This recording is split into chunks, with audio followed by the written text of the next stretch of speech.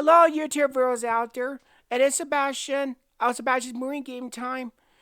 And on today's episode 29, I'm going to talk about, one of my favorite moments, scenes, and reviewing movies that I really am a fan of.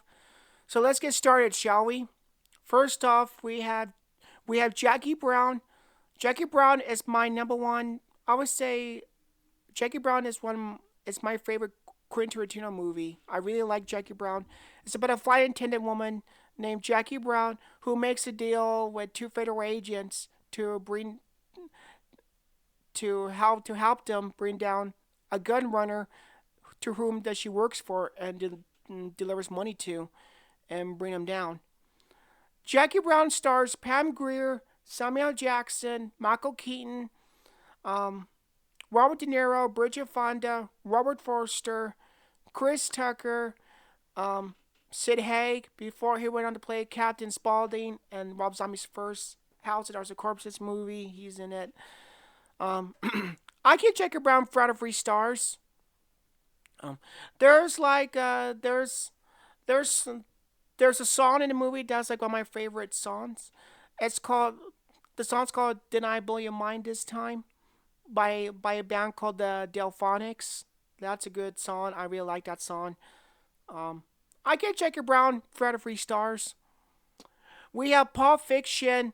It's about a group of cast of characters that unravels chain events that's filled with uh you know um drugs and gangsters and other crazy stuff. Um, Pulp Fiction stars John Travolta, Samuel L. Jackson, Uma Thurman, Harvey Keitel, Tim Roth, Amanda Plummer, Bean Rames, Rosanna Arquette, Eric Stoltz, Christopher Walken, Julia Sweeney, Peter Green, who plays the villain character in the Mask movie with Jim Carrey, and Quentin Tarantino himself is in Pulp Fiction. There are a lot of good moments in Pulp Fiction I like, but my favorite sequence though is the sequence where Travolta's character, is on his way to pick up Uma Thurman's character, and and he goes inside her house, and then she speaks through the intercom, and he's like, and she tells him, "Go make yourself a drink, and then she'll be right down," and he's like, "Okay," and then he goes over to the bar next to the fireplace, and then you hear that song playing while he's walking around back and forth, looking at the different artifacts in the house. Well, the song playing in the background is a song called "Son of a Preacher Man" by Dusty Springfield. That's a good song. Oh, but the most famous one though is the where Travolta's character and Uma Thurman's characters they go to Jackrabbit Slims, and they're following the raider that's taking them through the, trying to get to the card table. Um, and Travolta's character he sees that little table with the little racing car, the toy racing car racing the racing car toys on that freeway thing. And then the raider and waitresses who dressed up in the 50s movie costumes, like the waitress dressed up as Marilyn Monroe, a waiter dressed as James Dean with the red jacket, and Travolta's character sees 3 guys impersonating the Rat Pack. That is Dean Martin, Sammy Davis Jr., and yeah, Frank Sinatra. And then Travolta's character passes. Then he sees a raider that's dressed as Zorro. The Mask of Zorro raider, dressed up as Zorro. And so it's very interesting. And then Uma Thurman's character and the raider stops at this car. Then Travolta's character keeps on walking, and then her character yells out his name, and then he quickly turns around and he sees her. Oh, he passed her passing this card table that they were about to sit in, and they get in there. So Umar and Travolta's characters they get in the car. They're looking at the menu, what they want to order, and then the waiter who takes their food and drinks order. You know who the waiter is? That's Buddy Holly, and the waiter that's named Buddy Holly, because the waiter dressed up as Buddy Holly. Well, actually, that's actually Steve Buscemi. Steve Buscemi, who played Mr. Pink in Quint's movie Reservoir Dogs, he plays the Raider Buddy Holly. If you're wondering, if you're forgetting about that, um, Pulp Fiction is one of those movies that it's great to look at. You can just go back and just rewatch, all the great moment scenes, music, songs in the film. You should just go back and just watch and just have fun. Um, I get Paul. Oh, and then and at the same time, Uma Thurman and Travolta's character, they start doing that little twist contest. And well, the song that they're dancing to, that doing the twist contest to, is the song by Chuck Berry called "You Can Never Tell." That's a song by Chuck Berry. Um, I give I give Pulp Fiction 3 out of 3 stars. We have the Hateful Eight. Now I saw Hateful Eight at the Cinerama Dome. Like ArcLight Hollywood. And there was a Cinerama Dome. Well, I saw the Hateful Eight there, and it was great seeing on the massive launch screen of Hateful Eight. It was great. It's about 8 strangers who all meet up at this haberdashery, shack that it's kind of like a store shack, but it's called an haberdashery. And later on in the movie, all the 8 stranger have all secrets that starts to unravel about all these strangers and why are they all here. Um, I like Hateful Eight. Hateful Eight stars Samuel Jackson, Kurt Russell, Jennifer Jason Leigh, Walton Goggins, Michael Madsen, Tim Roth, Bruce Stern, and Channing Tatum. Now, I'm not sure you know about this, but Channing Tatum and Samuel Jackson, they did a movie together way before Hateful Eight, and this was back in 2005. And that 2005 movie that Channing Tatum and Samuel Jackson they both appeared in was Coach Carter. If you've seen that Coach Carter movie, the biograph drama movie that came out in 2005, well, that's where Tatum and Samuel Jackson they first met each other, and now they're in this movie together, Hateful Eight. So it was cool to see a reuniting with them too. Um, I give the Hateful Eight 4 out of 3 stars. Oh, and the score too. The score is done by Eno Morricone, and the score for Hateful Eight, and the score for the Hateful Eight, it won actually. Eno Morricone won for best score for that movie. So I was like, oh, cool. Uh, the score is very great in Hateful Eight, really is. I give Hateful Eight 4 out of 3 stars.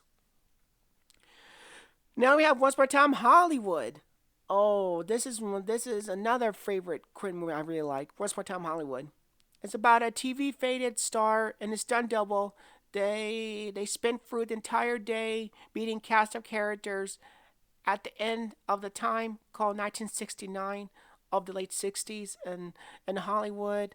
What can I say about Once Upon a Time Hollywood? It was really great. It stars Leonardo DiCaprio, Brad Pitt, Margot Robbie, Julia Butters, Timothy Olyphant, um, Kurt Russell, Zoe Bell, Margaret Qualley, Lena Dunham from the HBO show Girls, Dakota Fanning, Emma Hirsch, Austin Butler before he won the Academy Award for the Elvis movie. Um, Al Pacino's in it. Mikey Madison from Scream 5. Um, Luke Perry, who appears in it. Apparently, this was like his last role, the Luke Perry. So it's good that he has a few lines and a few lines of dialogue in the movie. It's very sad, but yeah. So Luke Perry appears in it one last time before he died, and Harley Quinn Smith, Kevin Smith's daughter, is in the movie too. Um, and Sydney Sweeney. Oh, I like Sydney Sweeney. I adore Sydney Sweeney. When I heard that Sydney Sweeney was gonna be in this Quentin movie, I was like, really? Wow. It's just I'm a fan of Sydney Sweeney. She's just great. She's just great. What I say, a great, remarkable young talent actress. She really is. I really like Sydney Sweeney. So it was cool that her character has a few lines of dialogue, and it was cool that she has a few moment scenes in the movie. So it was cool. My favorite moment scene. There's like a couple moment scene that I like about in Once Upon a Time Hollywood. It's where Brad Pitt's character is in the car and he sees that hitchhiking girl who's hitchhiking that he met a couple of times earlier in the film, and she asking him for a ride, and he picks her up at the bus stop. Well, there's a song playing in that scene where Brad Pitt picks up that girl who's hitchhiking, who wants a ride from him. There's a song playing in the background that he listens to. It's called "Brothers Travel Salvation Show" by Neil Diamond. That's a great song, really is. And then Brad Pitt's character takes the girl back to a movie ranch called Spawn's Movie Ranch, and as soon as he gets there, he sees all the other girls, see the other girls who happens to be the girls' other friends, like friends, chilling at this movie set, and he's looking around him, lad. Who are all these girls here on this movie set? It's kind of odd and strange. So it kind of has a little horror vibe to it, where he goes on the when he goes on the movie set, when he goes to the Western movie set, where he goes to the movie ranch where they film Western stuff, and he sees all the other girls just staring at him walking, and it has a little horror vibe to it. You can tell it does, and that's when we meet Lena Dunham from the HBO show Girls. She has a few dialogue in the scene as well too. And Austin Butler's character comes in riding on a horse. And just before Austin Butler won an Academy Award for Elvis, so this is like way before like Elvis movie he ever played the lead role in. So Austin Butler, it's in Once Upon a Time Hollywood. It was cool to see him. I just thought he was great as his character he plays. And then, Brad Pitt's character, goes up to the steps that leads to the office. Because that's what the owner is. The owner who lives at the movie ranch, he lives in the back of the office. So he thought, I'm going to go check out my owner and see how he's doing. And he goes up the steps. And that's when he encounters a girl on the other side of the screen door, and it happens to be Dakota Fanning's character. It's like, oh, Dakota Fanning, and I love this scene that Dakota Fanning character has with Brad Pitt's character, because he wants to come in and see, the man who runs the movie ranch that these girls on, and she's like, well, you can't see him because he's busy taking a nap or something, and he's like, well, I'm gonna get a good look at him, and she's so irritated by him when he says that, I'm gonna come inside and get a look at him, and this isn't gonna stop me. And so there's like a brief argument between Dakota Fanning and Brad Pitt's characters just for that screen door. That's just a great moment scene. And so she unhooks the screen door for it to open, and she gets back on the chair while going back watching TV on the chair. And right before Brad Pitt's character opens the screen door, he can see the other girls are just staring at him from the bottom stairs, and they're looking they're looking at him, and like I said, it has like a horror element vibe to it. It really does. And it's like he's looking at the girls just looking at him before he goes inside the office. So Dakota Fanning has a great moment scene just for that screen door conversation with Brad Pitt's character. It was cool. And then DiCaprio's character has a good moment scene where he meets the little girl. He tells the little girl, he sees the little girl sitting down, and he's like, "Can I sit one next to you?" Because there's a chair right next to her, and he's like, "Can I sit one next to you?" And she's like, "Okay, sure." And she's reading like a Disney book, and they have a little conversation. The little girl and DiCaprio's character. It's a great scene. It's great. And then later on, when they're filming the pilot episode, when it was over, she whispered to his ear and tells him that's the best acting that she's ever seen him ever do. And you see the look on his face is like, huh, he really brought it all he's got. I give Once Upon a Time Hollywood 4 out of 3 stars. Now we move to Jurassic Park. As you can see, I have a Jurassic Park T-shirt with bloodstains on it. Jurassic Park is about a group of visitors who must survive against the dinosaurs who has escaped from the padlocks, and they're roaming different parts of the island. Um, Jurassic Park is one of those movies that's great. Jurassic Park stars Sam Neill, Laura Dern, Jeff Goldblum, Richard Amber as John Hammond, Ariana Richards, Joseph Marcio, BD Wan, um, who else? Um, Bob Peck, character actor Bob Peck, um, and Wayne Knight and Samuel Jackson. There's a few moment scenes I like in Jurassic Park. Um, like the scene. There's a character named Robert Muldoon that's played by Bob Peck, the actor, and the opening scene where you know, Bob Peck's character, who plays the character Robert Muldoon, he has a few great moment scenes that I really like, um, yeah, the Bob Peck's character, actually, that's actually one of my favorite characters. A side character, I should say, is the Bob Peck's character. His character is the side character that he plays in the movie, Robert Muldoon. That's like my all-time favorite character right there, because he has a great moment scenes, and and that catchphrase he says, "Clever girl." That's the most catchphrase of his that he says.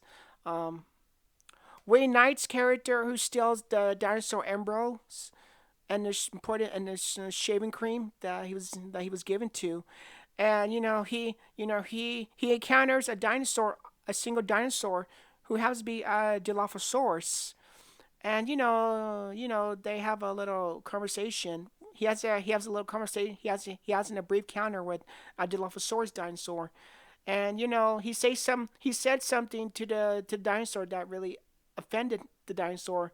So then the dinosaur is literally like in front of him, and his ears open, and the Dilophosaurus ears shakes rattle like a rattlesnake, shakes his ears and spits out venom on the character. And it's the kind of venom that if it lands on you, it makes you paralyzed and you can't move. You know, it's really lethal. And then he gets back inside the car. Dwayne Knight's character gets back in the car, and then the Dilophosaurus happens to be inside there, and it starts attacking and killing him off screen. And it's like, so that's a cool moment scene. And one of my favorite iconic moment scenes at the end of Jurassic Park movie, it's where Laura Dern, Sam Neill, and the two kids are being surrounded by the two raptors. And then out of nowhere, the T Rex just comes out of nowhere and saves, you know, the kids, the Sam Neill and Laura Dern's characters as they head out the front door. The T Rex battling, you know, the two raptors, and he defeats them both. And then T Rex does that most famous shot, that warring famous shot, and the little banner falls behind T Rex as he's warring. That's the most iconic scene, and actually, I'm not sure you know about this, but there were two dinosaurs in the Jurassic Park movie. They are my favorites. One is the Dilophosaurus that spits out venom. That's my favorite dinosaur, and T Rex is my favorite dinosaur of all time. So those two are my favorite dinosaurs. If you're wondering, I give Jurassic Park 3 out of 3 stars. Now we come to the second one, the Lost World Jurassic Park, and Lost World Jurassic Park is about a team of researchers, who are sent by John Hammond to go on another island called Site B Island, where more dinosaurs are on, and from you know, and they encounter more dinosaurs, more T Rex dinosaurs and other dinosaurs. Um, I like the Lost World Jurassic Park. I was like, I'm not sure, but I was like 7 years old. I saw it at the movie theater. Jurassic Park, The Lost World. I saw like in movie theaters. I was about like 7 years old, and I love Lost World Jurassic Park. It's really it's really what I would call a really good sequel to a Jurassic Park movie, I should say. It stars Jeff Goldblum as back as Malcolm Ian character. Um, Julian Moore is in it. Vince Vaughn, uh, Pete Postlewell, who is in it too. Arliss Howard, Peter Stormare, Richard Schriff, um, Camelia Bell a young Camilla Bell before she went on to do that remake film When a Stranger Calls remake. And Vanessa Lee Chester, who plays the daughter of Malcolm Ian's daughter in the film, she was good too. Um, there's so many good moment scenes in Jurassic Park Lost World, and I'm gonna name I'm gonna name those moment scenes. The scene where everybody else sleeping, then the T Rex encounters the little campsite where everybody else are sleeping in their tents, and then they get waken up by T Rex. Then that shot where everybody's running all together as a big group, and the T Rex is chasing everybody that are it's like they're running for their lives. All these group of people, they're running for their lives, and T Rex is chasing them. That's my favorite moment scene because it's like you're running for your lives, but then you see a character pushing, shoving people to the side, like out of my way. I'm gonna be running. The T Rex dinosaur is chasing them. That's my favorite moment shot scene. And my other favorite moment scene too is the T Rex, and this is when T Rex comes to California. I mean, he starts attacking city buses, attacking people, running for their lives. And actually, the one guy, one of the people that's running with the crowds, he tries to go inside a store to go hide in, but then the T Rex grabs that one guy that's running. Well, I'm not sure you know about this, but that guy that the T Rex grabs, that he's trying to open the door, that one guy that try to open the door, but the T Rex eats him. I'm not sure you know about this, but that guy, that's actually the writer, the screenwriter who wrote the script for the Lost World movie. That's the person who wrote the movie, the sequel Jurassic Park movie. It's the guy that opens the door and gets eaten by T Rex. That's the screenwriter apparently. If you're wondering, so I was like, oh okay, it's cool. It's funny that the screenwriter was making it wrote the script for this movie, and then then he plays a character. He plays a random character that gets eaten by T Rex. That script that he literally made the movie for. So it's really funny, and he's attacking T Rex, attacking all the city buses, and just terrorizing, and and then Jeff Goldblum and Julian Moore, they're in the car with the baby T Rex dinosaur, and then they're at this gas station. It's like the 76, that little 76 gas station with it's like, and then there's the ball that the gas station it says 76. There's a ball that's the 76 gas station. Well, it says on the ball, and the ball is passes by the car that Joe Goldblum's driving. The ball, that 76 ball, is passing by them, and it's like that's a cool for a moment shot scene as well. Yeah, there's so many great moment scenes in Jurassic Park, Lost World. Um, I give Lost World Jurassic Park 4 out of 3 stars. Oh, and also too, hold on, where is it? Oh yeah, and also too, when sorry, when the Lost World Jurassic Park movie came out, as you can see, it's a pin bun. It's a pin bun, as you can see. It's a pin bun, and if you, it has like a hologram T Rex and comes out blasting out. So, oh, and also too, this watch. Hold on, let me see if I can. After all, after all these years, this watch still fits me. I can't believe it. This watch right here. This is the watch that I got after watching the movie. As you can see, there's like a. I'm not sure you can see, but there's like an eye to it, inside the watch. So it's really cool. So yeah, and this were I think was it Burger King? Was it Burger King at the time or Taco Bell? Either of those two. They're the ones who were handing out all these watches when the movie came out. So I mean, yeah, that's what kind of shows you what a fan I am of the Jurassic Park the second movie. So yeah, I give Lost World Jurassic Park 4 out of 3 stars. Now we come to the first Jurassic World movie. Oh, I gotta say, when I heard about Jurassic World, the first Jurassic World movie, when I saw it in the movie theater, I had no idea the kind of fun I was going to have of watching. I mean, Jurassic World, the first one, it's great. It's great. It's fresh, new take characters, and the T Rex is back. I was like, oh, I was so happy to see T Rex come back because the T Rex, and like I said before, the T Rex is one of my favorite all time favorite dinosaurs. And for the T Rex to come back in the first Jurassic World movie, I was so happy to see him. It was so cool. It's like yes, my favorite dinosaur of all time is back. Oh yes, great. Um, Jurassic World is about a new theme park called Jurassic World, where dinosaurs break out and starts going on a rampage of eating and destroying, eating eating eating people and killing other dinosaurs and destroying a mayhem dis- destruction.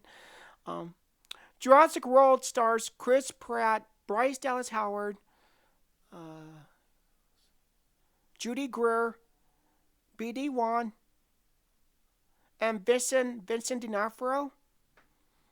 Jurassic World, the first one. There's so many great shot scenes in the Jurassic World movie. Like I don't want to call those dinosaurs those flying dinosaurs, but they as you're running, they will grab you by the top of your shoulders and let you up in the air and it'll drop you.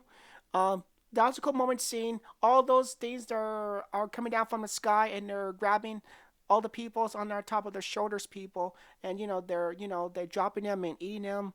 That's a cool moment shot. Oh, but my favorite moment scene ever is the climax showdown in the first Jurassic World movie is the T Rex versus a new dinosaur. What's it called? Indominus Rex, I believe. So it's like I like the epic showdown fight between the original T Rex from the first Jurassic Park movie goes up against a new dinosaur threat dinosaur called Indominus Rex. I think is the other. I think it's called Indominus Rex. Yeah. Um, I love that epic showdown fight between T Rex and the Indominus Rex. That was a cool fight scene showdown. Um, and then right before the end credits of the movie, rolls up, T Rex. There's that shot of T Rex on top of the helicopter pad. The landing pad that the helicopter lands on, and the T Rex is on the helicopter landing pad, and he's looking at, and the camera pins around the T Rex, and he's looking at the island, and he does that famous war. That's the same war that he does at the end of the first Jurassic Park movie. So I love that. That's the perfect end right there. I was like, yes. I love Jurassic World movie. It was so great, so fun. New characters, great. I get first Jurassic World movie 4 out of 3 stars. And we have Jurassic World Dominion. It's about Claire and Owen. That's the two characters that Chris Pratt and Bryce Dallas Howard play in the movie. It's Owen and Claire characters. They go on an adventure to find a girl that they adopted as their daughter, who's been kidnapped by the bad guys. But also along the way, Owen and Claire, the new Jurassic World characters, they happen to clash with the original Jurassic Park characters, the original classic Jurassic Park characters, which is Alan Grant, Dr. Ali Slatler, and Ian Malcolm. They clash with the older characters with the new characters. So that was so cool. When I heard about this last Jurassic World Dominion movie, when I heard about they're gonna bring back the original cast members, Sam Neill, Laura Dern, Joe Goldblum, and put those three characters in this new Jurassic World movie. I was so excited because this is like honoring the three characters who survived a long time ago in the first Jurassic Park movie. Now they clash with the two new characters of Jurassic World characters. I just thought it was so cool. Like clashing with the older and the new characters. It was so cool. Yeah, it was so cool to see everybody back together. It was good to see the the two new Jurassic World characters clash with the older Jurassic Park characters. It was so cool. Jurassic World Dominion stars Chris Pratt, Bryce Dallas Howard, Sam Neill, Laura Dern, Jeff Goldblum, B.D. Wansback, Justice Smith, and Campbell Scott. Now, there's when I heard about Jurassic World Dominion movie, this last Jurassic World Dominion movie, when I heard about this, I was like, okay, so who's gonna play the bad guy? Because and then when I found out who the bad guy character was, I was like, really? I was like, well, it does make sense. So, and and and the bad guy character in Jurassic World Dominion, that the character's name is Lewis Dodson. And when I heard that, wait a minute, Dodson, you mean that's the guy. Now, if you're wondering who is Lewis Dodson character, you should know the name the Lewis Dodson or just by his last name Dodson, because he is the reason. Because the character, the Louis Dodson character, he's the main reason why all this mayhem happened. He's the main cause reason that the dinosaurs are doing all this stuff because of his greediness, of his selfishness, and actually, so Lewis Dodson, the bad guy, Lewis Dodson, he's the one who made all this Jurassic Park happen. He's the reason why all this is happening because of him. Because he told Ray Knight's character in the original one to steal the embryo dinosaur eggs, so so he can make money by making clone dinosaurs. So it's like he's the one who started this whole thing to begin with. So and also too, I was like, okay, but who's gonna play the act? Who's gonna play this Lewis Dawson character? And I thought, are they gonna get the same actor? There's an actor, I forgot the actor's name, who played the Dawson character in the first Jurassic Park movie. I thought, are they gonna get the same actor guy who played this character in the first Jurassic Park movie? But then I realized, so I looked up the actor's name. I know his name, but I looked up his name, and I was like, ooh, I'm not gonna say that. I'm not gonna say for what he did because it's very. Let me just say the actor, this actor who played that Dodson character in the first Jurassic Park movie. Let me just say that he has done something that's completely bad, and yeah, I'll just leave it at that. It's something completely bad. I don't want to say what that is. If you want to find out what that is, you look up the actor's name and you'll know why that I don't want to say it because it's just very bad. Let's just say that. So I was like, okay, so he's not gonna come back. So he's not gonna play that character again because he did something bad, very bad. So he cannot come back and play the character. I said, okay, so what kind of actor are they gonna get to play? Who's gonna get to play this Dawson character? And then that's when I heard about Campbell Scott. And Campbell Scott, I was like, Campbell Scott. I've seen him popped up in a couple movies actually. But one of the most famous movies he ever popped up in. He's one of the main characters in this movie he did in the '90s called called Singles. If you remember that romantic movie in the '90s film called Singles, Campbell Scott is in the Singles movie. He's the main character in the Singles movie.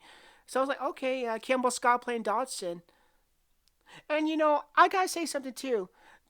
The Lewis Dodson character, Jurassic World, in this Jurassic World Dominion movie,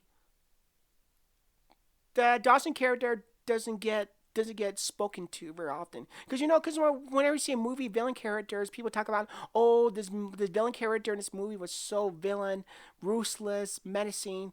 You get all that, but when it comes to the character, but when it came to the Lewis Dodson character, you know it's like a forgotten ball character like nobody never talks about, and it's like, you know what, I like the Lewis Dodson character actually, and I thought Campbell Scott played I I thought Campbell Scott, who played the Dawson character in this last Jurassic World movie, I just thought he did a very good job of playing the character. I would say Campbell Scott gave a brilliant, I should say, like a brilliant performance as the Lewis Dodson character. But that's just me. But Campbell Scott's character as Dodson doesn't get screen villain credits a lot enough. People forget about this character. Oh yeah, this villain character. We're done with this villain character. We don't want to talk about this character villain. But I thought I thought Campbell Scott gave the brilliant performance as the Lewis Dawson character, and yeah, he was good. I liked his portrayal as Lewis Dawson character. I was so happy when he came on screen. I was like, okay, where's the Dawson character? When's the character gonna pop up in the screen? In the scene, and I finally like yes. So I was so excited to see the Dawson character pop up in the scene. I was like yes, I was so excited. I was like, but at the same time I was like, oh yeah, I cannot be rooting for him. I can't be rooting for a character because he's a bad guy, and he's the one. He's the reason why the Jurassic Park mayhem thing. He's the reason why all this happened, because it was his fault, the character's fault that started all this mess. So I cannot be rooting for the character because. But I was so happy to see the Dawson character pop up on screen. But then I was like, oh, he's the bad guy in this movie. I cannot root for a bad guy in this movie, but the Dawson character is a great villain character. I thought Campbell Scott played him very well. I give Jurassic World Dominion 4 out of 3 stars. Now we move on to Mission Impossible movies. Now these are the Mission Impossible movies I really like and I had fun with. We have the first Mission Impossible movie. It's about an IMF agent, Ethan Hunt, whose team's been murdered, who had been murdered, and he gets framed for his team's killings, and he must prove and clear his name and find a person who murdered his team and frame him and why. Mission Impossible movie stars Tom Cruise, John Voight, Christian Scott Thomas, Henry Henry Cerny, um, Ving Rhames. His character first come on Mission Impossible. Ving Rhames, Jean Reno from Leon the Professional. He's in Mission Impossible, and Vanessa Redgrave. And Emilio Estevez is also in Mission Impossible, and uncredited Emilio Estevez. I give Mission Impossible the first movie 4 out of 3 stars. It's really the best Mission Impossible movie, I think. There's a bunch of scenes. There's the scene where Tom Cruise's character is talking to his mentor character, and then he's like, "So who killed my team, and why do I get framed for my own team's murder?" And then you see the flashback scenes of what the Tom Cruise character is thinking about, who killed his team, who were the people responsible who killed his team, and why they killed his team, and why they frame him, why his character gets framed. So I love that sequence shot. He's just thinking about the people who murder his team. He's thinking about it in his head, like, why would you do this to my team? And I I love that sequence shot. It's really a really great shot scene. And the most famous scene, though, is the Tom Cruise character at the end at the speeding bullet train. And actually, I was actually on that train. Actually, I was on that train. Actually, that little bullet speed train at the end of Mission Impossible movie. I was actually on that train actually because I went to Paris, and I was on a train with the film the Mission Impossible movie. So I was like, so that's kind of like a historical movie for me because I've been on a bullet train, that little fast bullet train. I've been on that train like it was using Mission Impossible. So I was on a train with the film the Mission Impossible movie. So it was so cool to be on that same train, just like it was in the movie. It was cool. So um and the scene too where the first Mission Impossible movie I give 3 out of 3 stars. We have Mission Impossible 2. And believe it or not, you know who? Oh, I'm sorry. I'm sorry. Do you know who directed the first Mission Impossible movie? I shouldn't have brought the director's name up, but it's Brian De Palma. Brian De Palma directed the first Mission Impossible movie, if I'm wondering. Now I can go back to Mission Impossible 2. Mission Impossible 2 is directed by? John Woo. The John Woo action filmmaker himself. Ethan Hunt, who's been sent to Sydney, Australia to destroy a new disease that could wipe out the entire world. Mission Impossible 2. I know a lot of people didn't like the second mission. A lot there's some people out there who didn't like the second Mission Impossible movie, but everybody's entitled to their own opinions of movies, but I like Mission Impossible 2. I like the action scenes, and because it's John Woo, John Woo's gonna come out with some cool action scenes. There's a scene here at the end that the Tom Cruise's character is on his motorcycle, and he does like the front he he does a front flip on I know he's on a motorcycle, and he does some crazy stuff shooting his gun from John the motorcycle. And there's a shot scene too that the Ethan Hunt's character and the main bad guy character, they stand up on the above motorcycles, and they jump off of it, and they bump heads with each other, and they get in a fight showdown. I love Mission Impossible 2. I love the action scenes because it's John Woo again, and come up with great action scenes. So Mission Impossible 2 stars Tom Cruise, Danny Newton, Dougray Scott, Ving Rhames is back, Brendan Gleeson, and Anthony Hopkins. I give Mission Impossible 2 3 out of 3 stars. Now we have Mission Impossible Fallout. Um, it's about Ethan Hunt and his team must race against time after after the previous mission gone deadly wrong. Um, Tom Cruise is back as Ethan Hunt, obviously. Ving Rhames, Simon Pegg, Rebecca Ferguson, Henry Cavill, who plays Superman in Man of Steel. He has like a mustache in this Mission Impossible movie. Um, Alec Baldwin's in it. Michelle Monaghan, who played Ethan Hunt's wife in the third Mission Impossible movie, and Angela Bassett appears in Mission Impossible Fallout. There are two great moment scenes in this Mission Impossible Fallout movie.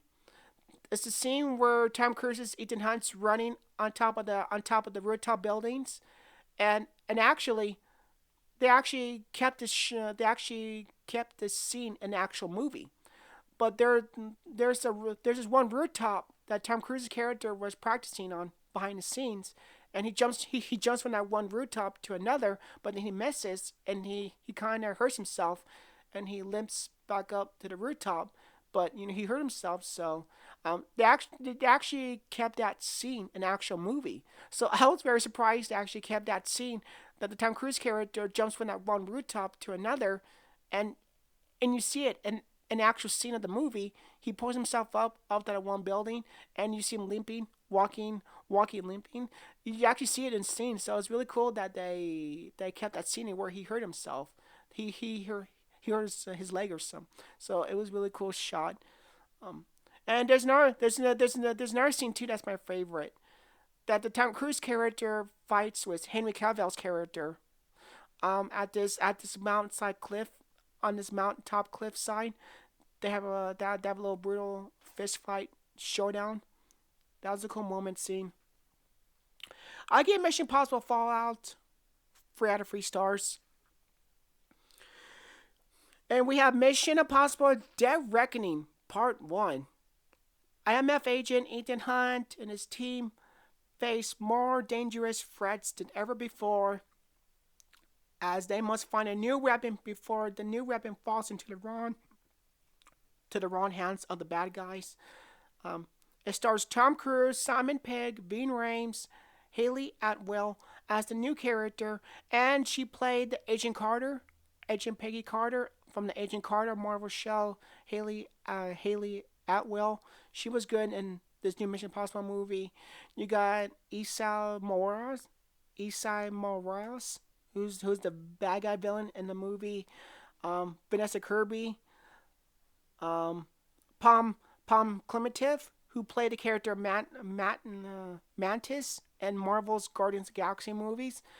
Now I gotta say, when I heard about women, the actress who plays the Mantis character in the Guardians movies, she's gonna be Mission Impossible. I was like, really? A different kind of role for her than her Mantis character is. Um, so her her character was so cool in Mission Impossible Dead Reckoning Part One. That Palm Clementif, her character have some great fun moments, scenes, and I was like, you know what? And you know what? Because I like the Guardians characters I do, but yeah, I let's just say her character, Mantis character, is an okay character, I should say.